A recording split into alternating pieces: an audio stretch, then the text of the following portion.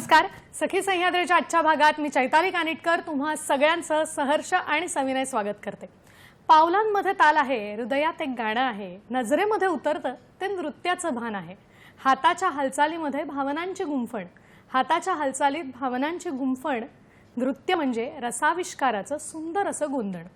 आता तुमच्या मनात आलं असेल आज मी नृत्याविषयी का बरं बोलतेय. अहो कालच म्हणजे 29 एप्रिल या दिवशी आपण सगळ्यांनी आंतरराष्ट्रीय नृत्य दिन साजरा केला. आंतरराष्ट्रीय ख्यातीचे नामवंत बॅलेचे संस्थापक जीन जॉर्ज नोव्हरे यांच्या जयंतीनिमित्त खरं तर आंतरराष्ट्रीय नृत्य दिन साजरा करण्याची संकल्पना पुढे आली आणि 1982 पासून आंतरराष्ट्रीय नृत्य दिन हा 29 एप्रिल रोजी साजरा करण्याचं ठरलं. त्यानुसार दरवर्षी 29 एप्रिलला आंतरराष्ट्रीय नृत्य दिन हा आपण साजरा करत असतो. खरं तर नृत्य करणं हे सगळ्यांनाच पसंतीचं आहे. आठवा बरं, शाळेच्या स्नेहसंमेलनात असताना आपल्याला नाच करता येवो किंवा न येवो, आपल्याला हे नृत्य सादर करण्यामध्ये खूप वेगळा आनंद मिळायचा. नृत्य ही संकल्पना अशी आहे की जी आनंद देते, मनोरंजन करते, इतकंच नाही तर फिटनेस सुद्धा देते. याच दृष्टिकोनातून कालच्या झालेल्या या दिवसानिमित्त आजचा सखी सह्याद्रीचा विषय आहे. पाहूया आज आपण कुठल्या विषयावर बोलणार आहोत ते. आज आपण बोलणार आहोत शास्त्रीय ते आधुनिक फ्युजन नृत्यकला या विषयावर.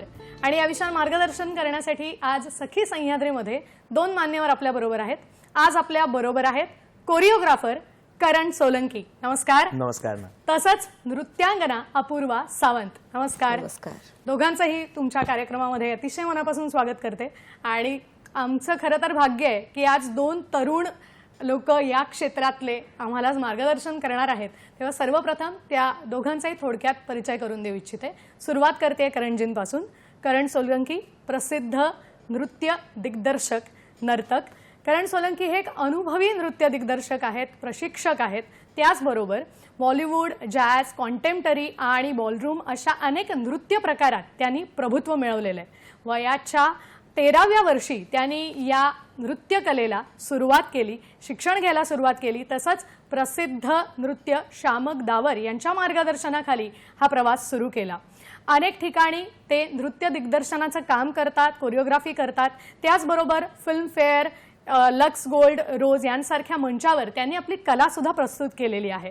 ब्युटी द बेस्ट या ब्रँडचे म्युझिकल भूमिकेत प्रमुख म्हणून झळकले. इतकंच नाही तर समाज माध्यमांवर सुद्धा, सोशल मीडियावर सुद्धा ते इंस्टाग्रामच्या माध्यमातून नृत्य प्रशिक्षण कसं द्यायचं याविषयी सुद्धा मार्गदर्शन करत असतात. पुन्हा एकदा तुमचं मनापासून स्वागत करते करणजी. आज आपल्याबरोबर दुसऱ्या मान्यवर आहेत अपूर्वा सावंत. तेव्हा त्यांचाही थोडक्यात परिचय करून देऊ इच्छिते. त्यांच्याविषयी अधिक सांगायचं तर वणी या फॅशन ब्रँडच्या त्या संस्थापक आहेत. उत्साही, बहुगुणी कोरिओग्राफर असं त्यांना म्हणता येईल. 10 वर्षांहून अधिक काळ त्यांनी नृत्य प्रवास केलेला आहे. शास्त्रीय नृत्यात अतिशय उत्तम असं प्रशिक्षण सुद्धा त्यांनी घेतलेलं आहे. त्याचबरोबर अरंगेत्रम त्यांनी पूर्ण केलेलं आहे. त्यानंतर फ्रीस्टाईल नृत्याकडे त्या वळल्या आणि त्यांची खास शैली त्यांनी निर्माण केली. विविध सांस्कृतिक कार्यक्रम, स्टेज शोज त्यांनी केलेले आहे. विद्यार्थ्यांना नृत्याद्वारे आत्मविश्वास आणि अभिव्यक्त होण्यासाठी त्यांनी मदत केलेली आहे. आज आपल्याला शास्त्रीय ते फ्युजन असा नृत्यकलेचा जो काही प्रवास होतो या विषयावर ते दोघंही मार्गदर्शन करणार आहेत. कारण जी रंगोली या कार्यक्रमाच्या माध्यमातून आम्ही तुम्हाला भेटलेलो आहे, पाहिलेलं आहे, कोरिओग्राफी कशी करता हेही बघितलेलं आहे. तर वयाच्या 13व्या वर्षी या क्षेत्रातला खरं तर प्रवास सुरू झाला. आपण असं म्हणतो की हे वय असं असतं की आपल्याला फारसं कळत नसतं, पण मग हा प्रवास सुरू झाला आणि आज हे आपलं करिअर क्षेत्र आहे. कशी सुरुवात झाली काय सांगाल? सर्वप्रथम नमस्कार चैताली, तुम्हाला बोलल्याबद्दल इथे. तर आता जे 13 वर्षापासून जे वयाच्या इकडे आहे मी, तर सुरुवात शाळेपासून झाली माझी. शाळेमध्ये मी सुरुवात केली कोळी डान्स. म्हणजे आपल्या शाळेमध्ये गॅदरिंग किंवा आपलं असं असतं तर तिकडनं सुरुवात केली कोळी डान्स म्हणून. आणि तिकडनं करता करता म्हणजे गणपती, म्हणजे सगळ्यांना माहिती आहे आपला गणपती डान्स जो असतो तो सगळ्यात फेमस आहे मुंबईमध्ये. म्हणजे गणपती बोलले की सगळंच येतं. तर तिकडनं सुरुवात झाली. म्हणजे मला लोक बोलवायचे आमच्या मिरवणुकीत डान्स करायला ये, आमच्या इकडे चल, आमच्या इकडे चल. तिकडनं सुरुवात झाली. ते करता करता करता मला असं वाटलं की मला डान्समध्ये आवड निर्माण होते. मला लोक खूप अप्रिशिएट करायला लागले. लोक टाळ्या वाजवायला लागायचे आणि लोक मला बघून म्हणजे खूप हे व्हायचे. तर मला असं वाटलं यार हे मला निवडलं पाहिजे हे. तर मग मी सुरुवात केली. मग मी बोललो छोटा कुठल्या क्लासला जाऊया. तर माझा एक फ्रेंड होता, तर त्या फ्रेंडला विचारलं यार कुठे जवळपास डान्स क्लास आहे का? तर त्यांनी मला सांगितलं की शामक दावर एक इंटरनॅशनल डान्स अकॅडमी आहे, तू तो जॉईन का नाही करत? पण त्याचं नाव मी जाऊन तेव्हा सायबर कॅफे वगैरे होते, मी जाऊन सर्च केलं त्याच्याबद्दल. तर सगळं बघ त्यांची एवढी मोठी फीज होती, एवढी फीज आपल्याला ती परवडणार कशी? तर त्यासाठी मी साईड बाय साईड एक काम करायला सुरुवात केली आणि तिकडनं मी शामक दावर डान्स अकॅडमीमध्ये इंटर झालो. इंटर झाल्यानंतर आपल्याला कसं वाटतं की आपण एका वेगळ्या दुनियेत गेलो असं वाटत होतं मला. तिकडे सगळे सेलिब्रिटीजची मुलं वगैरे जे आपल्या बरोबर, म्हणजे माझे सर शाहिद कपूर होते त्यावेळेला, शाहिद कपूर म्हणजे असे खूप सारे, वरुण धवन, हे सगळे मोठे मोठे तिकडे माझे म्हणजे बॅचमेट्स वगैरे तसे. तर मी बोललो यार ह्यांच्यावर कसं कोपअप करणार, आणि सगळं इंग्लिशमध्ये. म्हणजे आपल्याला असं वाटतं ना की अरे कसं करणार आपण, कसं कोपअप करणार, कसं बोलणार. हळूहळू म्हणजे ते लोक बर्गर आणि आपण वडापाव तशी सुरुवात झाली. मग करता करता मग मी शिकायला जेव्हा सुरुवात केली, मला असं वाटलं की यार ते खूप फ्रँकली आहेत आणि सगळेच आपल्याला करतात. मग तिकडनं मला खूप चान्सेस भेटले परफॉर्म करायला, वेगळे वेगळे जागेवर परफॉर्म करायला भेटलं. कॉन्फिडन्स बिल्डअप झाला शामक दावरमुळे माझा. म्हणजे तुम्ही कुठे परफॉर्म करू शकतात, कसे परफॉर्म करू शकतात. तर ते मेन गोष्ट आहे की तुम्हाला एक तुमचा जो पाया असतो तो मजबूत झाला पाहिजे. तुम्ही कुठे डान्स करतायत तिकडनं सुरुवात होते. मला वाटतं एक फोटो आता कारण जे आपला बघितला, दमदमादमची आठवण झाली. अनेक आपल्या प्रेक्षकांनी हा कार्यक्रम त्यावेळेला आवडीने बघितला असेल आणि कुठेतरी आज या निमित्ताने याची पुन्हा एकदा आठवण होते. खूप छान. मला वाटतं तुमच्या बोलण्यात एक गोष्ट कुठेतरी समजते की तुम्ही बोलताना म्हणालात की त्यावेळेला इतक्या मोठ्या प्रशिक्षकाकडे आपण जातोय आणि त्याची फी आपल्याला जमेल की नाही होत, आणि त्यावेळेला तुम्ही काम केलं. मला वाटतं हा एक कुठेतरी संदेश मिळतो आपल्याला की काहीतरी करायची इच्छा असेल तर मार्ग मिळतो. इच्छा तेथे मार्ग असं आपण म्हणतो, ते काही खोटं नाही. कारण दोघेही तरुण आहेत आणि या क्षेत्रात त्यांनी काम करायचं ठरवलंय. आता मला वाटतं मी अपूर्वा तुझ्याकडे येते की तू सुद्धा नृत्य करत आलीस आणि तुझ्याही या प्रवासाला तशी बरीचशी वर्ष लुटली आहेत. कशी सुरुवात झाली तुझी? सगळ्यात आधी तर मी माझ्या प्रवासाला सुरुवाताचा श्रेय माझ्या आई वडिलांना देईन. तो त्यांचा डिसिजन होता की मी भरतनाट्यमनी सुरुवात करावी. आणि त्यावेळेला कदाचित मी त्यांच्यावर अग्री नाही केलं, कारण का मला खूप वेस्टर्न डान्सिंगमध्ये जायचं होतं. पण ही त्यांचा विजन होता की बाबा तू भरतनाट्यमनी सुरुवात कर, कारण त्यांना हे कळलेलं की भरतनाट्यम ह्या सगळ्या शैलीचा बेस आहे. करेक्ट. त्यांना हे माहिती होतं की जो व्यक्ती भरतनाट्यम, क्लासिकल डान्सिंग शिकू शकतो तो पुढे जाऊन काही करू शकतो. पण मी खूप लहान होती, मी होती 7 वर्षाची, तर मला हे कळलं नव्हतं. तर त्यावेळी मी रडत रडत रडत गेली, कारण का ज्यांना माहिती नाही त्यांना सांगायला सांगते की भरतनाट्यम हे खूप डिफिकल्ट आहे. बरोबर. आणि खूप इम्पॉर्टंट आहे की तुम्ही जेव्हा लहान असता तेव्हाच तुम्ही याची सुरुवात करा, कारण का इव्हेंच्युअली तुमच्या बॉडीला ती सवय पडते, तरच ते होतं. खरं. तो डान्स फॉर्म असा आहे की ते रिक्वायर करतो तुमच्याकडून की तुम्ही एवढे वर्ष त्यामध्ये शिका, तुम्ही तुमच्या मास्टर्स बरोबर शिका. आणि तुमचे मास्टर्स, थँकफुली माझ्यासाठी माझे मास्टर्स पण असे होते जे एकदम आपल्या मुलांसारखं शिकवायचे. आणि कधी कधी ओरडायचे सुद्धा जेव्हा आम्ही चुकी करायचो तेव्हा, पण असे शिकवायचे की तुम्ही जे एकदा शिकलात ते तुम्ही कधीच विसरणार नाही. आणि जसं मी बोलली, माझ्या आई वडिलांना त्याचं श्रेय जातं सगळ्यात आधी. सो 7 वर्षांनी माझी सुरुवात झाली. तिथून मी पुढचे 7 वर्ष मी ट्रेनिंग घेतली. इंटरनल एक्झाम्स असतात त्यासाठी ती, ते 7 वर्ष मी केली आणि मी पास होत गेली, कारण का माझ्या आई वडिलांनी खूप मेहनतीने रोज नेऊन, बरोबर जरी मी कितीही रडली तरीही ते मला रोज तिथे घेऊन जायचे. आणि मीही एका वेळेनंतर मला त्याचा लळा लागला आणि मला ते इतकं आवडायला लागलं की मी एका दिवसात काय दिवस 2दा पण जायची तिथे. आणि मला ते एवढं थोड्या वेळाने आवडायला की मी सगळे एक्झाम्स दिले, मी सगळे एक्झाम्स पास झाली. जोपर्यंत मी विशारदला पोचली, 7 वर्षाच्या ट्रेनिंग नंतर जेव्हा मी विशारदला पोचली, आम्ही खूप कमी लोक राहिलेलो. जेव्हा मी सुरुवात केलेली आम्ही कमीत कमी 40 लोक तरी होतो त्या क्लासमध्ये. जेव्हा मी विशारदला पोचली आम्ही फक्त 5 लोक होतो. कारण का विशारद ऍटलीस्ट आता मी बोलू शकते जेवढं मला कळलं, आता ती खूप इझी एक्झाम झाली आहे. तेवढी डिफिकल्ट नव्हती जेवढी आमच्या वेळी होती. जेव्हा आम्ही डान्स करायचो तर आपलं जे ग्राउंड असायचं ना त्याच्यावर क्रॅक यायची. आम्ही एवढे लोक जेव्हा डान्स करायचो तेव्हा, ह्या एकदम इंटरेस्टने आम्ही डान्स करायचो तेव्हा. आणि आमचे टीचर्सही तसे होते. आणि जेव्हा मी विशारदपर्यंत पोचली, जेव्हा आम्ही 5 लोक, 40 मधले 5 लोक जेव्हा आम्ही विशारदला पोचलो फायनली, आणि आम्ही ते पास केलं आणि फायनली जेव्हा अरंगेत्रमला पोचलो, हे माझ्या आयुष्यात सगळ्यात मोठा हायलाईट आहे माझ्यासाठी. कारण का खूप लोक नाही पोचत तिथे. नाही, हे मात्र खरं आहे. आता अरंगेत्रमचा अनुभव मी तुला विचारणार आहे, पण आता तुझ्या बोलण्यात आपल्याला हे जाणवलं की खरंच पहिल्या दुसऱ्या परीक्षेपर्यंत नृत्य शिकणारे किंवा गाणंही शिकणारे हे खूप असतात, पण विशारदपर्यंतचा टप्पा पूर्ण करण्याला खरंच ती चिकाटी हवी, जिद्द हवी, महत्वाकांक्षा हवी, तरच कुठेतरी जाऊन असे कोरिओग्राफर आपल्याला मिळू शकतात. हे कदाचित त्यांच्या उदाहरणावरून आपल्याला कळेल. आता मी करणजी पुन्हा एकदा तुमच्याकडे येते की प्रसिद्ध नृत्य शिक्षक तुम्हाला भेटले, शामक दावर. त्यांच्याकडे शिकण्याचा अनुभव किती वर्षाचा होता, कसा होता, आणि त्या कालावधीत कुठल्या कुठल्या गोष्टी तुम्ही शिकून घेतल्यात? कारण कसं आहे, शिक्षक तर त्याच्या पद्धतीने खूप गोष्टी देतो, पण आपल्याला त्या आत्मसात करायला लागतात. ज्या करिअर म्हणून तुम्हाला पुढे नृत्य करताना खूप उपयोगी पडल्या, अशा कुठल्या गोष्टी जमवल्यात आपण? सर्वात प्रथम डिसिप्लिन शिकलो मी तिकडे. डिसिप्लिन हा सर्वात मोठा एक जे प्रश्न असतो प्रत्येक जीवनामध्ये.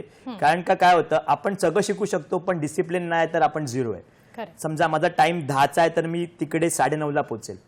तर हा मी ज्या अकॅडमीमध्ये एंटर केलं, त्या इंटरनॅशनल, तिकडे मी जाऊन शिकायला सुरुवात केली, तर आम्हाला तिकडे हाफ एन आवर अगोदर बोलवायचे. तुमचा क्लास 10चा आहे, तुम्हाला 9:30 वाजता यायचे. तर त्यांनी डिसिप्लिन लागली, म्हणजे आपण वेळेत पोचायला सुरुवात केली. म्हणजे फक्त डान्सच नाही, आपण जीवनामध्ये पण आपण तो बदल बघतो तसं.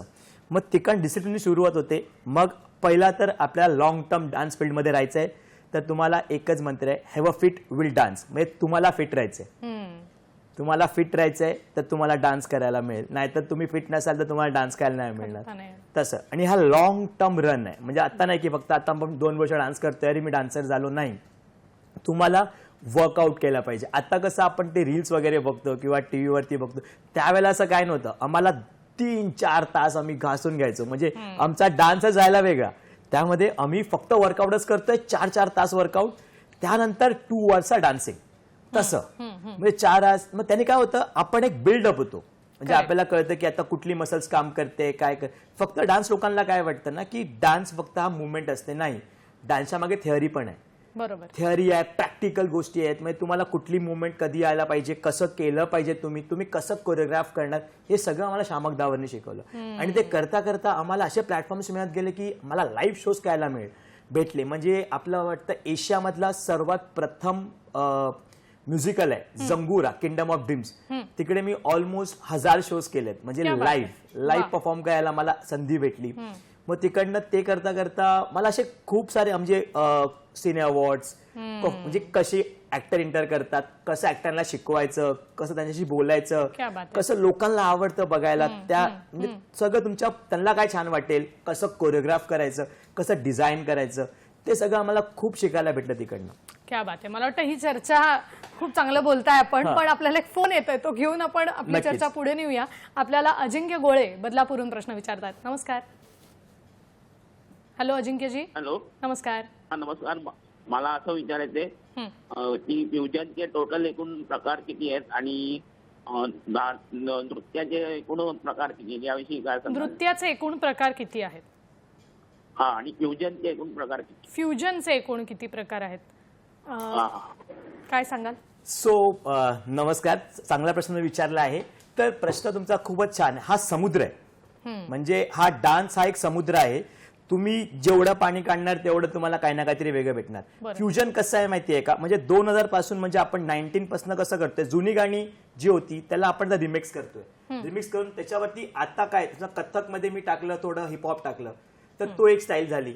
किंवा भरतनाट्यम मध्ये मी कंटेम्पररी टाकलं, तर ह्याच्यामध्ये तुम्हाला खूप सारं समुद्र आहे. म्हणजे तुम्ही आपलं काय नाही, म्हणजे आर्ट फॉर्म कधी असा बांधला गेला नाही कुठल्याही तुमच्या ह्याच्यामध्ये, तो ओपनच आहे प्रत्येक गोष्टीमध्ये. तुम्ही हे फ्युजन केलं किंवा तुम्ही त्याच्यामध्ये हे काय टाकलं तर लोक त्याला फ्युजन म्हणतात. आणि डान्स स्टाईल्स तर खूपच आहेत, म्हणजे तुम्हाला इंडियन आहे, क्लासिकल आहे, मग तुमचं वेस्टर्न आहे, म्हणजे ते खूप मोठं म्हणजे असं सागर आहे. बरोबर, तसं तुम्ही काउंट असं करू शकत नाही की खूप सारे आहेत. म्हणजे आपलं फोक आहे, लावणी आहे, असे खूप सारे आपले हे. आणि मला वाटतं आता तुम्ही बोलताना म्हणालात तसं की हे फ्युजन तुम्ही पण कसं व्हेरिएट करता, ती कुठेतरी कल्पकता तुमच्यात असेल तर अजून कदाचित त्याच्यातून वेगळा एक तयार होणारा प्रकार सुद्धा असू शकतो. मला वाटतं अपूर्वाजी आपल्याकडे येते की मगाशी बोलण्यात आलं होतं की अरंगेत्रम पर्यंत सगळा प्रवास होता. काय खास अनुभव होता तेव्हाचा? कारण शास्त्रीय म्हटल्यानंतर ती मेहनत, ती चिकाटी, ते पूर्ण करायचंय बाबा आपल्याला, ही जिद्द लागते. कसा अनुभव होता? पहिली गोष्ट तर मी असं म्हणेन, अरंगेत्रम ज्यांनाही करायला मिळतं ते लोक माझ्यासाठी बोलू शकतील, जे डान्सर्स आहेत ज्यांनी अरंगेत्रम केलं आहे. आपल्या टीचर्ससाठी सगळ्यात आधी अरंगेत्रमचा अर्थ म्हणजे असं असतं ना, तो सगळ्यात आधी तुमच्या टीचर्ससाठी एक एवढ्या वर्षाच्या मेहनतची गिफ्ट असते. बरोबर. सगळ्यात आधी तो एक 2 ते 3 किंवा 4 तासासाठी ती एक स्टोरी लाईन असते जी नृत्याच्या प्रकारे कन्वे केली जाते. आणि सगळ्यात आधी तो गिफ्ट असतो. आणि ह्या पोझिशनला पोचणं की मी माझ्या टीचरला तो गिफ्ट देऊ शकली, ही सगळ्यात मोठी गोष्ट आहे. खूप टीचर्स असे आहेत, खूप माझे टीचर जे होते ते खूप जुने आहेत. प्रेरणा मॅडम त्यांचं नाव आहे. ते अजूनही डान्स शिकवतात आणि अजूनही त्यांच्याकडे भरपूर स्टुडंट्स आहे, कारण का त्यांना या शैलीशी एवढं प्रेम आहे ना, जे त्यांच्या शिकवण्यात कळतं सुद्धा. त्यामधून आम्ही 5 लोक जी अरंगेत्रमला फायनली पोचलो, हा आमच्यासाठी सगळ्यात मोठा क्षण होता. एवढं की त्याच्यातले जे माझे मैत्रिणी होत्या जे ते त्यांचा पूर्ण परफॉर्मन्स संपल्यानंतर रडलेही, कारण का त्यांनी आम्ही आमच्या टीचर्सनाही रडताना बघितलं, आम्ही आमच्या आई वडिलांना रडताना बघितलं, आम्ही त्यांना बघून आम्ही स्वतःही रडलो. आणि आम्हाला असं वाटलं की कशी गेली ही वर्ष, बरोबर. कळलंच नाही कधी इथे पोचलोच कसे आम्ही. आणि अशा वेळी खूप इन्सिडेंट्स येतो. तुम्हाला एक छोटासा इन्सिडेंट सांगते माझा अरंगेत्रमचा तेव्हा होता. तर आम्ही घुंगरू घालतो आणि आपले नॉर्मल घुंगरू नसतात, ते असे बीडिक केलेले असे घुंगरू असतात जे असे रोल करावे लागतात आपल्या पायाला. तर कधी कधी काय होतं ना की बिकॉज आपण पाय जेव्हा डान्स करतो तर खूप एक जड स्टेप्स असतात, ते इझिली करू शकत नाही आपण, खूप ताकद लागते ते करायला. आणि त्यावेळी असं झालं की तो जो एक छोटीशी ती धागा होता तो सुटला आणि माझे घुंगरू सुटून आले.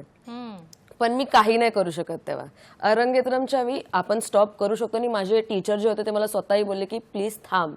पण ते एवढं होतं ना, एवढ्या वर्षाचं जे आम्ही शिकलो, जे आम्ही प्रॅक्टिस केलं, की मी असं बोलली नाही, अजिबात नाही. शेवटी ते घुंगरू मला लागले आणि त्या स्टेजवर माझं रक्त होतं. बापरे. पण आम्ही ते केलं आणि त्या मुमेंटला ते कळलं सुद्धा नाही. हा एक्सपिरियन्स होता माझा अरंगेत्रमचा. एवढं ते पर्सनल असतं एखाद्या डान्सरसाठी, एवढ्या वर्षानंतर तिथे त्या स्टेजवर पोचणं आणि सगळ्यांसमोर परफॉर्म करणं. आणि तो एक ट्रिब्यूट आहे, जसं मी बोलली, आपल्या टीचर्ससाठी. नक्कीच. आणि मला वाटतं आता तू जो अनुभव सांगितलास त्यावरून एका नृत्यांगनेचं नाव घेतल्या वाचून मला राहवत नाहीये, सुधा चंद्रनजी. त्यांचं उदाहरण सगळ्यांनाच माहिती असलेलं आहे की इतके चांगले डान्सर्स आपल्याकडे होत आहेत, घडतायत, नव्यानं पाहायला मिळत आहेत. तर मला वाटतं या विषयावर दोघांचेही आपण अनुभव आणि असंच काही काही गोष्टी नवीन जाणून घेणार आहोत. पण वेळ झाली एका छोट्याशा विश्रांतीची, तेव्हा आपण कुठेही जाऊ नका. आम्ही लगेचच परत येतोय. पाहत रहा सखी सह्याद्री.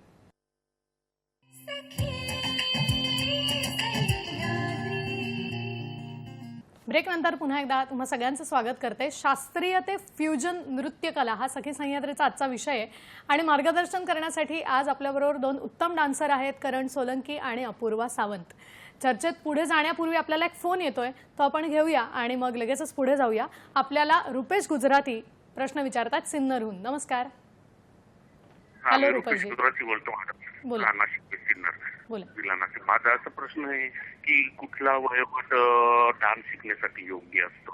कारण अंग असं म्हटलं जातं की आपलं अंग वळलं पाहिजे, जेणेकरून जितक्या लवकर आपण सुरुवात करू ते अंग बरोबर वळतं, व्यायाम पण होतो. आणि कुठले प्रकार अगोदर शिकावे, म्हणजे शास्त्रीय तर आहेत, पण बरंच मुली असेल तर भरतनाट्यम, कथ्थक हे कुठल्या याच्यात रुची हवी, काहींना फक्त बॉलिवूडचा डान्स हवा असतो. मग त्यानुसार आणि मग त्यांनी इम्युनिटी वाढेल आणि जेणेकरून आपलं बी म्हणजे त्याने ब्युटी बी वाढते आणि व्यायाम पण होतो. असं कुठल्या गोष्टी. आणि ग्रामीण भागातील मुलांना याचं शिक्षण घेणं अवघड जातं, कारण ग्रामीण भागात जिल्ह्याच्या लेवलला अजून सुद्धा याच्या काही संस्था नाहीये किंवा प्रशिक्षण केंद्र नाहीये. तर त्याबद्दल सर जे बोलले, कारण सर ही खूप महाग असतं. मग त्यांनी थोडक्यात करण्यासाठी कशी सुरुवात करावी याबद्दल जरा सांगा. मला वाटतं खूप चांगले प्रश्न आपण विचारलेत. सरांनी सरांचे विवाह डान्स बघितल्यावर का त्यांना सांगा माझ्या शुभेच्छा. नक्की नक्की. मला वाटतं त्यांचे प्रश्न खूप चांगले आहेत. तर सुरुवात करूया. मला वाटतं तुमच्यापैकी कोणी उत्तर दिलं तरी चालणार आहे. मला असं वाटतं खूप छान असा प्रश्न विचारलाय, कारण आत्ता एवढे ऑप्शन्स आहेत मुलांसाठी. जेव्हा मी सुरुवात केलेली, मी 7 वर्षाची होती आणि मी हे सगळ्यांना सांगते, प्लीज आपल्या मुलांसाठी किंवा जे लहान आहेत त्यांना खूप लवकरच सुरुवात करायला सांगा. जर त्यांची आवड क्लासिकल डान्सिंगमध्ये आहे तर भरतनाट्यम, कथक हे त्यांच्यासाठी अवेलेबल अजूनही सगळीकडे आहे. माझ्या वेळी तर खूप कमी ऑप्शन्स होते. आत्ता आजच्या काळीमध्ये सगळीकडे हे ऑप्शन्स अवेलेबल आहेत आणि सगळ्या प्रकारचे इवन वेस्टर्न, बॉलिवूड हे सगळे ऑप्शन्स पण अवेलेबल आहेत. तर त्यांनी, मला असं वाटतं, मुलांनी खूप लवकर सुरुवात करावी. ती एक निर्माण होईला की तुम्हाला त्याची लायकिंग, तुम्हाला किती आवडतो, तो कुठची शैली जास्त आवडते हे कळायलाही वेळ लागतो. मग त्यासाठी मला असं वाटतं खूप लवकर एजमध्ये चालू करावं. तो आपला फाउंडेशन असतो आणि आपण त्याच्यावर वाढतो. बरोबर. डान्स असं कसं आहे ना की जे तुम्ही लहानपणी शिकलात ना, तुमचं वय उद्या कितीही असो तुम्ही ते कधीच विसरणार नाही. त्यासाठी आपलं जे फाउंडेशन, जेव्हा आपण मोठे होत असतो त्यावेळेस ही सुरुवात करणं खूप गरजेचं बरं, आहे. त्यांचा तोही एक प्रश्न होता की शिकताना सुरुवातीला काय शिकलं पाहिजे नेमकं, म्हणजे शास्त्रीय शिकावं की सुरुवात करताना फ्युजनने करावी, काय सांगशील याविषयी? मी असं विचार करते की लहान असताना मुलांना नाही कळत की त्यांनी काय करावं. इथे पेरेंट्सचा रोल येतो. बरोबर. की त्यांनी आपल्या मुलांना क्लासेसमध्ये एनरोल करवावं पहिलं तर, आणि बघावं, ऑब्झर्व करावं की त्या मुलाला आवडतंय ते करायला, कसं करायला आवडतं. आणि त्यांना आत्ता जसं मी बोलली की जसे भरपूर ऑप्शन्स अवेलेबल आहेत, एक्सपेरिमेंट करायला खूप अशा जागा आहेत आपल्याकडे. मुंबईत पण आपण कुठेही करू शकतो आणि आपण ऑब्झर्व करू शकतो की आपल्या मुलांना पहिली गोष्ट ते आवडतंय की नाही. हे तर अर्थात पहिलंच आहे. आणि त्याच्यानंतर जर त्यांना कंटिन्यू करायला लागलं तर आज जसं मी बोलली, कारण ही त्याच्यावर बोलली की खूप ऑप्शन्स आहेत. काय वाटतं, म्हणजे आता त्यांचा जो प्रश्न होता त्यालाच जोडून मी हा प्रश्न विचारते की सुरुवात करताना समजा एखाद्या लहान मुलाला, पालकांना शिकवायचंय, डान्स शिकवायचा आहे, तर दोन्हीही आपण सायमल्टेनियसली करू शकतो का? म्हणजे कुठेतरी एखादा फ्युजन प्रकारातला डान्स तो शिकत असेल आणि साईड बाय साईड शास्त्रीय असेल, म्हणजे भरतनाट्यम आहे, कथ्थक आहे, तर हे दोन्ही एकत्र शिकता येतं का किंवा शिकावं का, काय सांगाल? सो कसं आहे माहिती आहे का, तुम्ही शिकायला सुरुवात करा हा पहिला एक विषय आहे. म्हणजे आपण फक्त विचार करत राहतो की हे करू की ते करू, पण तुम्ही शिकायला सुरुवात करा. म्हणजे माझं असं म्हणणं आहे की तुम्ही जरी कथ्थक शिकलात ना, तुमचा एक पाया मजबूत होतो. किंवा कुठली एक आपली शास्त्रीय कला तुम्ही शिकलात, किंवा मी फॉरेनचा शिकलो आहे, मी शिकलोय बॅले, तर मी बॅले शिकलोय, तर मला बॅलेचं टेक्निकली खूप म्हणजे डान्स जेव्हा करताना ते मी खूप बेसिकली गोष्ट आहे एक टेक्निक. तुम्हाला टेक्निक कळते की तुम्ही टेक्निकली कशी गोष्टी करणार. म्हणजे कसं, आता आपण बघतो कोण मुलगी धावत येते, आपण तसं उचलतो किंवा ते असे आपण फटाफट बघतो, ते असं जादू नाहीये, ते टेक्निक आहे. तर टेक्निक म्हणजे कोर असतं, ते आपण कसं कोर होल्ड करायचं, हात कसे स्ट्रेट करायचे, ते स्वीट पॉइंट होते कसं उचलायचं, तर हे सगळं तुम्हाला टेक्निक गोष्टी आहे. म्हणजे तुम्ही कुठलाही शास्त्र म्हणजे नृत्य शिका, तुम्हाला टेक्निक मिळेल. टेक्निक भेटले की तुम्हाला कुठलाही डान्स करता येतो, तुम्हाला सोपं जातं. म्हणजे तुम्हाला जर कथ्थक येत असेल, तुम्हाला भरतनाट्यम असेल किंवा तुम्हाला बॅले येत असेल, तर तुम्हाला हिपहॉप, कंटेम्पररी, जॅझ हे सगळं करायला खूप सोपं जातं. ह्या गोष्टीवर मी ऍड करायला उचित, मी सुरुवातीलाच बोललं पाहिजे, मी करणची स्टुडंट आहे. ओके. करणने जेव्हा बॅले चालू केलेलं शिकवायला, त्याची पहिली स्टुडंट मी होती आणि मी होती 17 वर्षाची. ओके. तेव्हा, आज मी 28 वर्षाची आहे, मी 17 वर्षाची होती जेव्हा मी त्याच्याकडे पहिल्यांदा आली. हे जे कोर टेक्निक्स बद्दल जे तो बोलतोय, हे आय थिंक माझा बेस जेव्हा मी अरंगेत्रम करून आली, मी 16 वर्षाची होती जेव्हा मी अरंगेत्रम केलं, 17व्या वर्षी मी करणकडे होती. आणि हे जे कोर टेक्निक्स आणि ज्याबद्दल आपण जे बोलतात ते सांगतात, ते सगळी त्यांनी मला तेव्हा शिकवलेले. तेव्हा डिसिप्लिनच्या बाबतीत पण मला हे तेव्हा ऍड करायचं होतं. अतिशय इम्पॉर्टंट अशी गोष्ट आहे डिसिप्लिन. मी तर ह्यांच्याकडून शिकली आहे ते तेव्हा, कारण मला आठवतंय मी 3 तास त्या क्लासमध्ये असायची आणि त्या 3 तासामधून 2 वेळा ब्रेक मिळायचा, पाणी प्यायचा फक्त. सो ते असं होतं. मी राहायची पण जवळ नाही, मी खूप ट्रॅव्हल करून मग मी तिथे यायची आणि असं नव्हतं की 1 मिनिट पण वेस्ट जायचा तेव्हा. ही टेक्निक जो माझा बेस आहे, जे डिसिप्लिन बद्दल ते बोलते, माझ्यात पण ऑब्व्हियसली भरतनाट्यम नंतर ह्यांच्या थ्रू आलं. मला वाटतं कला ना कुठलीही असू दे, ती आपल्याला खूप पेशन्स, संयमाचं काम शिकवते जर ते आपण करत राहिलं तर. कारण की त्यांनी अजून एक प्रश्न विचारला होता की ग्रामीण भागातल्या मुलांना ना तेवढे क्लासेस उपलब्ध नसतात, किंवा तुम्ही जो फीचा मुद्दा म्हणालात तेही म्हणाले की तीही परवडली पाहिजे किंवा त्या रिच पर्यंत आपण गेलं पाहिजे, कारण ग्रामीण भागात इतक्या फॅसिलिटी नाही. मग त्यांच्यासाठी, त्यांना जर डान्स शिकायचा असेल तर काही ऑप्शन आहेत का, काही पर्यायांचा ते विचार करू शकतात का अशी मुलं?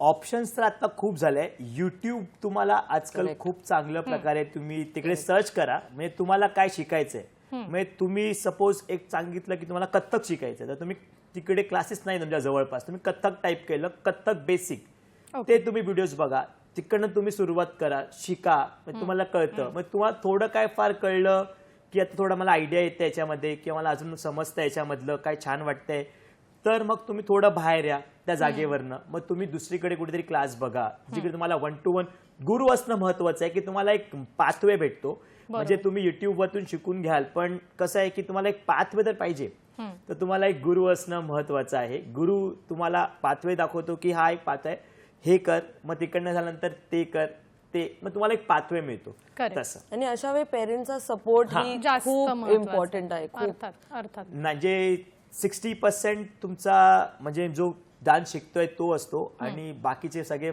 फॅमिली असते की ते कर रे, मला तिकडे घेऊन जा रे, ते मला सोड, हे सगळं असतं. म्हणजे आपण त्याला खूप धन्यवाद दिले पाहिजे, कारण का आपल्या मागे पॅरेंट्स आपल्या मागे खूप धावपळ करत असतात. म्हणजे नक्कीच. स्कूल संपली की डान्स क्लास किंवा कुठेही, पण त्यांचाच मेन हा हातभार असतो. नक्कीच त्या नक्कीच गोष्टीमध्ये. पालकांचं तर जास्त श्रेय त्यांचंच आहे, कारण त्यावेळेला तुम्हाला नेणं आणणं ह्या सगळ्या ड्युटीज मॅनेज करणं, आणि बरं ते कसं आहे, आठवड्यातून दर वेळेला 2 वेळा न्यायचं आहे, आणायचं आहे, ती वेळ मॅनेज करायची. सो नक्कीच पालकांना आपण सगळ्यांच्याच पालकांना याबद्दल थोडेसे आपण कृतज्ञ राहूया, ती व्यक्त करूया. आणि अपूर्व, आता तुझ्याकडे येते की आम्ही असं बघितलेलं आहे की शाळेच्या गॅदरिंगच्या वेळेला ना जनरली कोरिओग्राफर लागतात, कारण सगळ्या मुलांनाच कुठेतरी डान्स करायचा असतो. म्हणजे आपण म्हणतो की नृत्य येवो किंवा न येवो, शिकताय किंवा नाही शिकत हे आपण बघत नाही, तर त्या मुलांमध्ये नृत्याविषयी जो आत्मविश्वास आहे तो जर आपल्याला बिल्टअप करायचा असेल, तो वाढवायचा असेल, तर कशा पद्धतीने एका शिक्षकाने काम करायला हवं, काय सांगशील?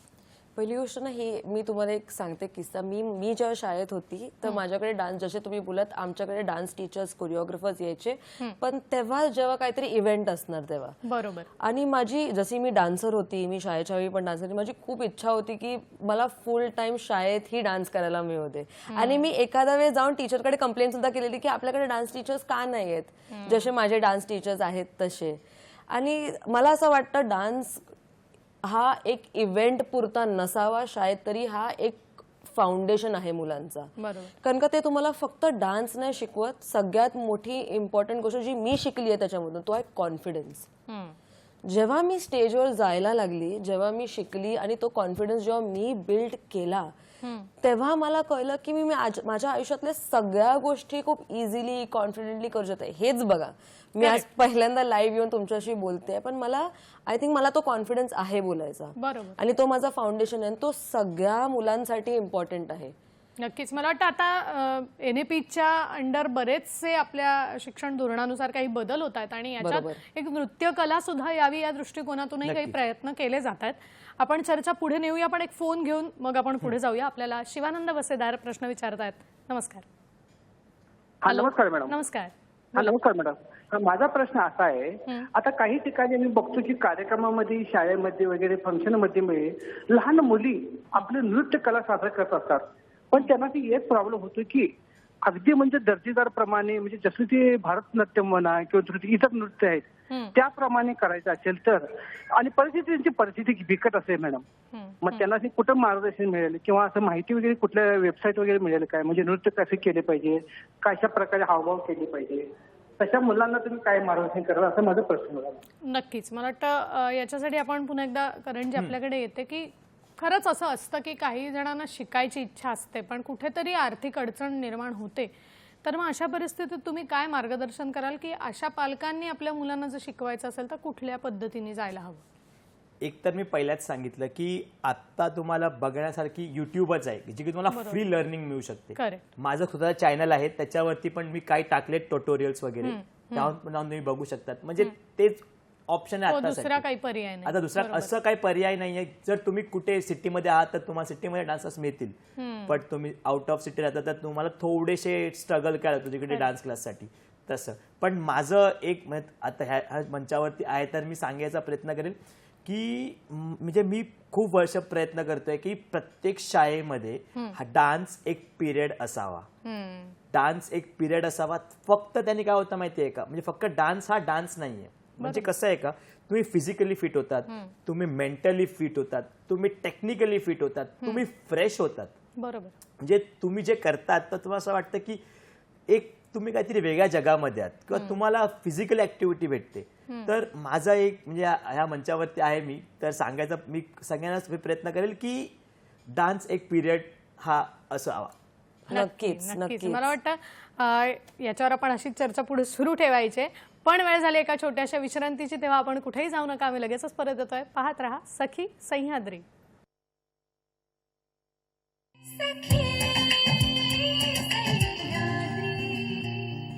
ब्रेक नंतर पुन्हा एकदा तुम्हा सगळ्यांचं अतिशय मनापासून स्वागत करते. आज आपण बोलतोय शास्त्रीय ते फ्युजन नृत्यकलेविषयी आणि मार्गदर्शन करण्यासाठी आज आपल्याबरोबर दोन अतिशय उत्तम असे डान्सर आहेत. आज आपल्याबरोबर आहेत करण सोलंकी आणि अपूर्वा सावंत. आता मी अर्थातच पुढच्या प्रश्नाकडे येणार आहे. करणजी आपल्याकडे येते की कोरिओग्राफी करताना बेसिकली आपण अतिशय उत्तम कोरिओग्राफर आहात. आजच्या घडीला कोरिओग्राफीच्या क्षेत्रातलीच काय आव्हानं आहेत ओव्हरऑल, आणि काय वाटतं म्हणजे कोरिओग्राफी करताना कुठल्या कुठल्या गोष्टी आवश्यक असतात? एक डान्सरला कुठल्या गोष्टी नव्याने शिकणं आवश्यक असतं, काय सांगाल? तर कोरिओग्राफी हा एक खूप आर्टिस्टिक फॉर्म आहे. म्हणजे तुमची कुठली स्टेप कशी जाते आहे, आता एक स्टेप टू सेकंड स्टेप जातो जेव्हा आपण कुठला तर एक मुवमेंट करतो, ती मुवमेंट कशी त्या दुसऱ्या मुवमेंटला कनेक्ट झाली पाहिजे, बरोबर, ते खूप महत्वाचं आहे. तर तुम्ही तुमचं बीट काय चालू आहे, तुमचं बीट्स काय म्हणतायत, तुमचं गाणं काय आहे, ते गाण्याचे हावभाव काय, गाण्याची रिक्वायरमेंट काय, तर ते झालं तिकडनं सुरुवात. मग ते आता हे करताना मला अँगल कुठला चांगला वाटेल, प्रत्येक कोरिओग्राफी वेगळी असते. पहिली तर म्हणजे एक स्टेजवरती कोरिओग्राफी करतो ती वेगळी असते, कारण का ती आपण उघड्या डोळ्यांनी बघतो. कॅमेऱ्यावरची कोरिओग्राफी वेगळी असते, कारण का आपण त्या कॅमेऱ्याच्या मार्फत बघतो. तर प्रत्येक जागेवर तुम्हाला वेगवेगळी कोरिओग्राफी भेटते. आता फिल्ममध्ये बघतो आपण, तो हाय शॉट असतो किंवा असं वगैरे शॉट असतात, ते तुम्हाला कटमध्ये असतात. बरोबर. पण जेव्हा तुम्ही गॅदरिंग्स किंवा तुम्ही अशा कुठल्या फेस्टिवल किंवा तुम्ही अशा मोठ्या सेरेमनीज वगैरे कोरिओग्राफर, तेव्हा तुमच्याकडे लोक जागेवरती बसली असतात आणि ते तुम्हाला डायरेक्ट बघतात. तर तुमची तशा प्रकारे कोरिओग्राफी असते. मग तुमचे कॉस्ट्युम काय असणार, तुम्ही टेक्निकली किती साऊंड चांगले करता, हे खूप सारं तुम्हाला एका कोरिओग्राफरला विचार करून ते गोष्ट करायला लागते. तसं मेकअप तुमचा कसा असा, हे फक्त डान्स पुरतं नसतं. मग ते तुम्हाला टेक्निकल बारीक त्या बारीक गोष्टीमध्ये कोरिओग्राफी म्हणजे खरं तर फक्त डान्स शिकवणं नाहीये, तर या सगळ्या गोष्टींचं भान ठेवून नृत्य शिकवणं हे आहे. आता मी अपूर्व तुझ्याकडे येते आणि मला हे विचारायचं की आता करणजी म्हणाले तसं की कॅमेरा समोरची कोरिओग्राफी वेगळी आहे किंवा लाईव्ह साठीची कोरिओग्राफी वेगळी आहे. तर विशेषतः हा प्रश्न आहे लाईव्ह परफॉर्मन्ससाठी, की आता आपल्याला प्रश्न आला होता, शिवानंद सरई म्हणाले की अनेक शोजमध्ये ना लहान मुलं सुद्धा असंच आवड म्हणून छोटंसं नृत्य सादर करतात सगळ्यांसमोर. कुठलाही लाईव्ह परफॉर्मन्स असेल डान्सचा, तर तो ज्यावेळेला सादर केला जातो तर त्या लाईव्ह परफॉर्मन्ससाठी विशेषतः कोणत्या कोणत्या गोष्टीचं भान ठेवणं एका नर्तकाने हे आवश्यक आहे, काय सांगशील? सगळ्यात मोठी गोष्ट जी मी माझ्या आधीच्या उत्तरात पण बोलली, तो आहे कॉन्फिडन्स. चुकलात तरी चाललात, पण कॉन्फिडन्स. जे तुम्ही शिकता आणि तुम्ही तुमच्या प्रकारे जेव्हा ते प्रेझेंट करता त्या स्टेजवर जाऊन, तर मोस्ट इम्पॉर्टंट गोष्ट मी जर बोलेन ना, कॉन्फिडन्स काय काय करता माहिती आहे, तुम्हाला तुमच्या ऑडियन्स बरोबर इंटरॅक्ट करायला संधी देतो. बरोबर. जेव्हा तुम्ही ती संधी घेता तेव्हा तुमची ऑडियन्स जेव्हा तुमच्यावर जास्त इंटरॅक्ट करते, ऑटोमॅटिकली तुमचा जो कॉन्फिडन्स जो बूस्ट आणि लिफ्टअप होतो, मला असं वाटतं तुमच्या परफॉर्मन्समध्ये खूप फरक पडतो. म्हणजे मी ही ट्रिक नेहमी वापरते की जेव्हा जेव्हा मी नृत्य सादर करते एका स्टेजवर, मी माझ्या ऑडियन्सवर अतिशय व्यवस्थित कनेक्ट करते. मी सगळ्यांकडे बघते, मी हसते, मी बोलतही असते कधी कधी. आणि स्पेशली जर तुम्ही भरतनाट्यम कराल तर तो असं ना ते नजरेने बोलण्याचाच विषय येतो. तर तेच आम्ही करतो आणि आय थिंक ते मला खूप हेल्प करतं. तर सगळ्यात मोठी गोष्ट मी बोलेन की बाबा कॉन्फिडन्स हा ठेवा. नक्कीच. या आत्मविश्वासाबरोबर इतर पण काही गोष्टी आहेत ज्या तुझ्याकडून जाणून घ्यायच्यात, पण एक फोन येतोय तो घेऊन आपण लगेच पुढे जाऊया. आपल्याला सूरज गुजर प्रश्न विचारतात यवतमाळहून. नमस्कार. हो, माझा असा प्रश्न आहे मॅडम जी. हॅलो. हो, बोला बोला, प्रश्न विचारा. ते नृत्य दिग्दर्शक जे लहान मुलांना ते नृत्य शिकवतात, तर त्यांनी म्हणजे असं ते पूर्णपणे नृत्य त्यांचं सादर झालं पाहिजे, तर त्यांनी कोणती काळजी घ्यायला पाहिजे ते पूर्ण 100% पूर्ण होण्यासाठी? नक्की नक्की, याच्यावर आपण बोलूया. फक्त तत्पूर्वी आपण अपूर्वाजींशी संवाद साधत होतो आणि काय नक्की काळजी घ्यायची ज्याच्यात आत्मविश्वास तर अर्थात आलं, पण त्या व्यतिरिक्त स्टेजवरती अजून कुठल्या गोष्टींचं भान ठेवायला हवं? पहिली गोष्ट जसं लाइटिंग आहे, लाइटिंग हे खूप इम्पॉर्टंट रोल प्ले करतं एका परफॉर्मरसाठी. जे टेक्निकल गोष्टी आहेत तर ते लाइटिंग, तुमचा मेकअप आणि मोस्ट इम्पॉर्टंट तुमचा कॉस्ट्युम. जर तुम्ही कम्फर्टेबल आहात तर तुम्ही कम्फर्टेबली परफॉर्म करू शकणार. तर ह्या काळजी पहिली गोष्ट तुम्ही घेतली पाहिजे आणि त्याच्यानंतर ह्या गोष्टी तुमच्या आत्मविश्वासाला वाढवतात. आणि त्या प्रकारे आय थिंक इंटरॅक्शन तुमच्या ऑडियन्सने तुमच्याबरोबर बोलणं नजरेने हे अतिशय इम्पॉर्टंट मला असं वाटतं. आणि मी ज्या बॅकग्राऊंड भरतनाट्यमच्या ज्या बॅकग्राऊंडमध्ये मला ही सवय आहे की मी माझ्या नजरेने माझ्या ऑडियन्सशी बोलते आणि माझी ऑडियन्स सुद्धा नजरेने माझ्याशी बोलते. तर त्यांच्यावरती इंटरॅक्ट करणं हे खूप इम्पॉर्टंट आहे. म्हणून आत्मविश्वास झाला, पण आत्मविश्वासाच्या अलावा हे टेक्निकल गोष्टी ज्या आहेत, तुमच्या लाइटिंग काय आहे, तुमचा मेकअप काय आहे, तुमचा कॉस्ट्युम काय, की तुम्ही स्वतः तुमच्या त्या अटायरमध्ये कम्फर्टेबल आहात की नाही आहात, हे खूप इम्पॉर्टंट आहे मला असं वाटतं. आपण काय करतो ना, कधी कधी एक परफॉर्मन्ससाठी जे आपलं अटायर आहे आपण एवढं ओव्हरबोर्ड करतो की ते आपल्या परफॉर्मन्सला अंडरमाइन करतं. बरोबर. आणि आय थिंक त्या गोष्टीची सगळ्यांनी काळजी घेतली पाहिजे जर अतिशय मोठा शो असेल तर. नक्कीच. मला वाटतं आता ना यालाच जोडून जे प्रश्न आलाय आपल्याला की एका नृत्य दिग्दर्शकाने सगळ्यांनाच तो परफॉर्मन्स यायला हवा, याच्यासाठी कुठल्या पद्धतीने गेलं पाहिजे? कारण असं होतं बरेच वेळेला की विशेषतः शाळेच्या बाबतीत मी म्हणेन, तुम्ही पण अनेक ठिकाणी कोरिओग्राफी केली असेल, प्रत्येक मुलना तितकंच चांगलं परफॉर्म करेल असं नाही. एखादा खूप छान डान्स करतो, एखादा थोडासा कमी पडतो. मग अशा वेळेला ॲज अ कोरिओग्राफर म्हणून तुम्ही कशा पद्धतीने काम करून घेता मुलांकडून? आणि आत्ता अपूर्वाजी म्हणाला की बाकीच्या गोष्टी आहेत, तर त्याच्यात अजून एक गोष्ट बरेच वेळा घडते की अचानक गाणंच बदलतं किंवा मुलांना कळतच नाही, अरे बापरे हा माझा डान्सच नव्हता. मग अशा वेळेला नृत्य दिग्दर्शकाची जबाबदारी काय असली पाहिजे त्या ठिकाणी? तर पहिली जबाबदारी असते की स्टुडंटची, ॲज अ स्टुडंट. आता सर तुम्हाला सगळ्यांना सेमच शिकवतात आहे, म्हणजे इक्वालिटी शिकवतात. बट एकच गोष्ट आहे की जे बाकीचे लोक असतात ना, ते थोडी जास्त प्रॅक्टिस करतात. म्हणजे प्रॅक्टिस मेक्स परफेक्ट आपण कसं म्हणतो तसं आहे की तुम्ही किती मेहनत करतायत ते त्या तुम्हाला ठरवतं की तुम्ही डान्स करायला कुठे उभे राहणार. आणि जेव्हा मी शिकत होतो तर त्यावेळेला आमच्याकडे सगळेच छान डान्सर्स, असं नाही की कोण सगळ्या डान्स क्लासमध्ये जेव्हा एंटर केलात तुम्ही तर तोच व्यक्ती आहे ना ज्याला डान्स करायला येतो किंवा शिकतोय वगैरे, तर सगळेच छान आहे. तर माझं असं म्हणणं असतं की कधी आपण कुठेही डान्स करतोय, लास्ट लाईनला डान्स करतोय किंवा मी फर्स्ट लाईनला डान्स करतोय, तर तो कधी तो ॲटिट्यूड नसला पाहिजे की अरे मी तर लास्ट लाईन डान्स करतोय, मला कोण बघणार. बरोबर. ते तुम्ही ते सोडून तुम्ही डान्स केला पाहिजे की मी तर शेवटला आहे रे, मला कोण बघणार नाही. कुठनंही कुठेही तुम्ही बघतात, सगळे दिसतात. कला आहे ती, तुम्ही स्टेजवरती कपडे घालून उभे आहात तर तुम्ही सगळेच परफॉर्म करतायत, सगळे. हा, ती एक महत्वाची गोष्ट आहे. असं नाही की अरे मी समोर तर मला जास्त मेकअप लावले, नाही, असं नाही झालं पाहिजे ऍज अ दर्शक. बट सगळ्यांनी इक्वल राहायला पाहिजे, म्हणजे असं आहे. आणि दुसरं तुम्ही ते जे बोललातच की बरेच वेळेला असं होतं की मुलं भांबावतात, कारण त्यांच्यासाठी हे नवीन असतं, ही कधीतरी आलेली संधी असते. मग त्या वेळेला ॲज अ कोरिओग्राफर म्हणून काय जबाबदारी असायला हवी? सो पहिली तर जे सॉन्ग त्यांना मी शिकवलं आहे, बरोबर, तर त्याला मी 10 दिवस अगोदर ते सॉन्ग एडिट करून दिलं पाहिजे.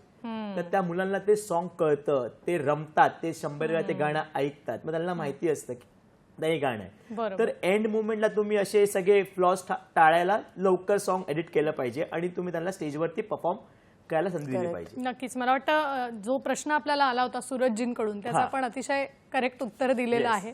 आता मी अपूर्वाजी आपल्याकडे येते की कदाचित आज अनेक सखी हा कार्यक्रम बघत असतील. कसं होतं की दरवेळेला लहानपणीच शिकायला मिळतं असं नाही की बाबा मी वयाच्या 10व्या वर्षी सुरू केलं, मी 15व्या वर्षी सुरू केलं.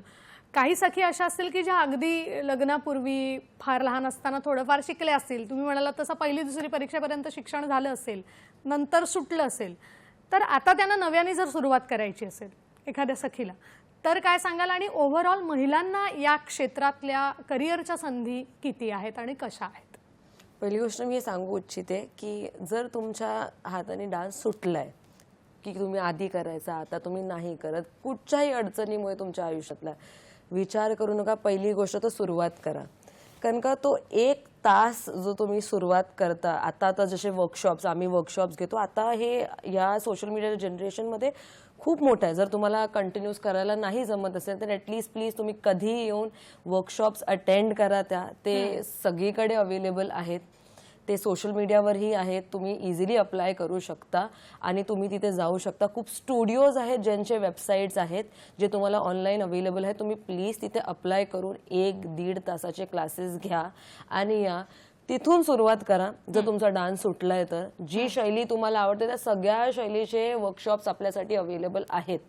तर तिथे या, पहिलं तिथे 1 तास तुम्ही घालवा. तुम्हाला जेवढं तुम्हाला जर बरं वाटेल तर ते तुम्ही जास्त करा आणि तुम्ही जसाही तुम्हाला वेळ मिळेल तसं तुम्ही ते करू शकता, कारण का ते through out the month available असतात आपल्यासाठी. आणि मला वाटतं कला शिकायला बंधन नाही, तुम्ही कुठचीही कला चूज करू शकता. तुमची जी असेल ती तुम्ही रिवाइव्ह करून परतही जाऊ शकता तिथे.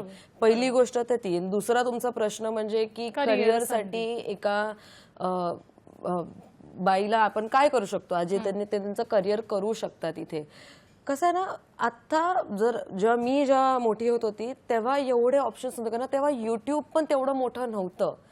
आज फक्त युट्यूब नाही, आज आपल्याकडे इंस्टाग्राम पण आहे, आज आपल्याकडे फेसबुक पण आहे आणि असे भरपूर कोरिओग्राफर्स जे मुली आहेत ज्यांनी आपलं करिअर लेट सुरू केलंय ते आज येऊन आपल्यासारख्या मुलींसाठी वर्कशॉप्स घेतायत. करेक्ट. तुम्ही स्वतःचा तुमची जी स्टाईल असेल त्याच्याने तुम्ही एक छोटासा पीस बनवून इझिली ह्या प्लॅटफॉर्म्सवर अपलोड करून तुम्ही लोकांना दाखवून तुम्ही लोकांना शिकवूही शकता. तुम्ही स्वतःचं वर्कशॉपही ओपन करू शकता. तुम्हाला फक्त ते करत राहायचंय. बरोबर. 1-2 वर्कशॉप करून आपण म्हणजे झालं एवढं केलं आणि सोडलं असं नाही होत. त्याला जसं आपण सुरुवातीलाच बोललो की ती चिकाटी लागते. ती चिकाटी जर तुम्ही ठेवलं तर वय हे बंधन नाहीये. तुम्ही वय कुठच्याही वयात करू शकता. काही करिअर म्हणून नाही, आनंदासाठी, स्वानंदासाठी सुद्धा हे शिकू शकतो. फिटनेससाठी तर खूप महत्वाचं आहे. आता मी या स्वानंदाकडेच थोडंसं येणार आहे, कारण जी आपण 5 मिनिटात अनोळखी व्यक्तींना थोडंसं असंच नृत्य करायला शिकवता किंवा त्यांच्याकडून करून घेता असं मी म्हणेन, हे नक्की काय आहे, हा प्रकार नक्की काय आहे आणि याच्या मागे का म्हणजे असं वाटलं की हे सुरू करावं? तर सर्वात प्रथम म्हणजे मी कोरिओग्राफिंग पूर्वीपासून करतोच आहे. मी या फील्डमध्ये असल्यामुळे मी खूप लोकांना शिकवून पण झालो, म्हणजे सेलिब्रिटीज लोकांना शिकवतो असं वगैरे. तर कोविड आला मध्ये, कोविडचा काळ खूप असा म्हणजे एकदम असा म्हणजे लोक एकामेकांशी बोलत नव्हते किंवा तू लांब राहा, तू हे कर असं वगैरे. आणि त्यावेळेला आपल्याकडे फक्त एक गोष्ट होती, फोन. सगळे फोनमध्ये असतात. की आता मी दादरला राहतो, दादरला माझं कसं आहे म्हणजे काय, बाजूला काय शिस्त आहे ना त्या सुगंध आपल्या घरापर्यंत येतो. आता कसं आलं, बिल्डिंग्स वगैरे झालं तर तिकडे समोर काय चालू आहे आपल्याला काही कळत पण नाही की समोरच्यामध्ये कोण राहतंय. बरोबर. तर माझ्या डोक्यामध्ये असं आलं यार की का नाही की मी असे रॅन्डम लोकांना जाऊन त्यांना विचारू की ती मला डान्स करणार का 5 मिनिटं, किंवा मी तुम्हाला शिकवतो. ऍटलीस्ट ते स्माइल करतील, ते परफॉर्म करतील आणि ते एन्जॉय करतील ते मुवमेंट. आणि तो जेव्हा व्हिडिओ बघणार त्याची म्हणजे घरी जे काका मामा मावशी, अरे तू आहेस, तू ऍटलीस्ट एकामेकांना फोन करतील, बोलतील, छान. सो हा एक मी असा कॉन्सेप्ट, एक हॅपीनेस वाटायला सुरुवात केली. क्या बात आहे. आणि मला वाटतं प्रत्येकाला स्टेज नाही मिळत या संकल्पनेने कदाचित आता तुम्ही म्हणलात तसं अनेक जणांनी याच्यात नृत्य केलं असेल, त्यांना एक वेगळा आनंद मिळाला असेल. नक्कीच.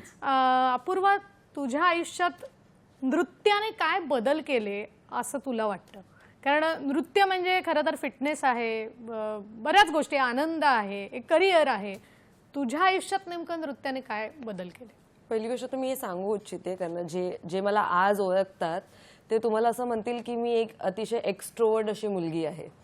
मी ओपनली बोलते, मी ओपनली परफॉर्म करते. पण जेव्हा आय थिंक माझी मम्मी तुम्हाला ही गोष्ट सांगेल व्यवस्थित, जेव्हा मी मोठी होत होती मी अतिशय इंट्रोवर्ट अशी मुलगी होती. मी कधीच कोणाशी एवढं बोलायची नाही. माझे फ्रेंड्स खूप जास्त नसायचे किंवा मी अशी जास्त मस्ती नाही करायची. मी माझी शाळा, माझं खाणं पिणं तेवढंच माझं असायचं. पण जेव्हा मी 7 वर्षाची होती आणि जेव्हा मी डान्स क्लासेस चालू केले, माझ्या मम्मीने मला भरतनाट्यममध्ये एनरोल केलं आणि जेव्हा मी डान्स क्लासेस चालू केले तेव्हा मला कळलं की आपण हा जो आर्ट आहे, डान्स एक आर्ट आहे जो एक्सप्रेसिव्ह आहे. त्यांनी मला एक्सप्रेस करायला शिकवलं स्वतःला, ज्यामुळे माझ्या मनात जे आहे ते मी असं मनात ठेवणं कमी आणि मी बोलायला चालू केलं आणि ज्यामुळे माझ्या आयुष्यात खूप बदल झाला. आणि तो मला अजूनही खूप गोष्टी शिकवतो डान्स. अजूनही जेव्हाही मला तुम्ही सांगायला स्टेजवर ती थोडीशी धडधड तर मला अजूनही होतेच, पण जेव्हा मी तिथे असते ना मला परफॉर्मन्स शिवाय आणि माझ्या लोकांशिवाय मला काहीच दिसत नाही. असा माझा हा जो बदल जो माझ्या आयुष्यात आला ना, तो माझ्या आयुष्याच्या खूप गोष्टींमध्ये मला त्यांनी फायदा दिला. जेव्हा मी इंटरव्ह्यूला गेली तेव्हा मला फायदा दिलाय, जेव्हा मी कोरिओग्राफी करत होती तेव्हा मला फायदा दिलाय, जेव्हा मी आता आपल्याशी बोलते, हा कॉन्फिडन्स जो इनबिल्ट होतो ना, हे डान्सने माझ्या आयुष्यात इंट्रोड्यूस केलंय माझ्यासाठी आणि माझं आयुष्यच बदललंय त्यामुळे. बरं करणजी, आपण शास्त्रीय ते फ्युजन असं म्हटलंय, तर खरं तर हा इतका मोठा विषय आहे की तो तासाभरात संपणारा नाही. त्यामुळे अगदी शेवटाकडे येते आणि बेसिकली फ्युजन हा जो प्रकार आहे हा साधारण कधी उदयाला आला आणि आता याच्यात नृत्य आणि योगा वगैरे असंही काही गोष्ट आहेत, तर याच्याविषयी थोडक्यात सांगा. तर कसं आहे ना, आपल्याला सगळं फास्ट फूड आवडतं. म्हणजे आपल्याला थांबायला आजकाल वेळ नाही, आपल्याला वेळ नाही. आता आपण फटाफट सगळं पाहिजे असतं. सो आपण काय करतो ना, आपण आता पूर्वी कसे जुनी गाणी लोक आता ते रिमिक्स करतात आणि त्याच्यावरती डान्स करतात, त्यामध्ये बीट्स ऍड करतात. तर आता कसं आलंय ना, की मला असं वाटतं की खूप सोपं आहे. म्हणजे तुम्ही एक स्टाईल पकडा, समजा तुम्ही भरतनाट्यम पकडली आणि त्यामध्ये तुम्ही काहीतरी बीट्स टाका आणि त्यामध्ये तुम्ही कंटेम्पररी ऍड करा. तर ते फ्युजन उद्या कमीत कमी म्हणजे 90s पण सुरुवात झाली आहे. अच्छा, 90s मध्ये तुम्हाला अशी ते गाणी रिमिक्स होत गेली. मग ते लोक काहीतरी अच्छा हे तर गाणं सोपं होतं, सिम्पल होतं, आता थोडंसं बीट्स आलं याच्यामध्ये, लोकांनी काय काय त्यामध्ये ऍड करायला सुरुवात केली. तर ते ऍड करत करत एक स्टाईल झाली फ्युजनची. तसं हे काय.